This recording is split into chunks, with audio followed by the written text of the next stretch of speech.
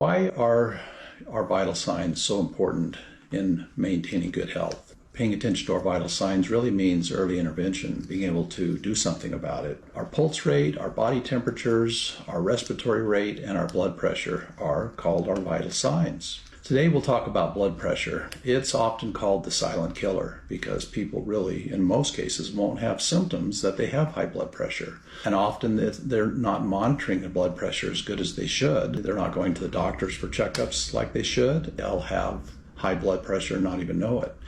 A number of years of high blood pressure will lead to serious cardiovascular disease, potentially leading to heart attack and stroke and other pathologies. It's quite easy to do yourself, and so that's what we're going to talk about today. Your blood pressure has two funny names, systolic and diastolic. Systolic refers to the contraction of the heart when the pressure is at its highest. Diastolic refers to the relaxation of the ventricle chambers where the heart is relaxed and the blood pressure is at its lowest. So the number that needs to be remembered is 120/80. That's the target you want to shoot for, that or a little bit below.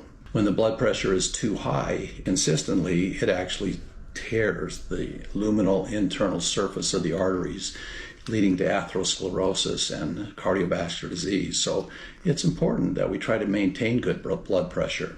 If we find it's getting a little too high, the naturopathic physician will simply recommend you start exercising every day, getting your pulse rate up to a low-level training zone, and start doing weight resistance work. That will soften your blood vessels naturally and will naturally start to bring your blood pressure down to where it needs to be. If it's still a little bit too high, we often add beetroot powder at about 250 milliliters or 300 milligrams a couple times a day. Beetroot powder has a compound called nitric oxide, which is a gas that relaxes blood vessels, very similar to what the prescription pharmaceutical medicines do without the toxic side effects. If the walking, weight resistance, and beetroot powder still doesn't get your blood pressure down in at least below 140/90, then medical intervention with prescription pharmaceuticals are in order to offstay or prevent serious cardiovascular disease. Blood pressures are taken by a simple little cuff, such as this. They can be purchased at any pharmacy, usually for $20, $30, and you can take it twice a week.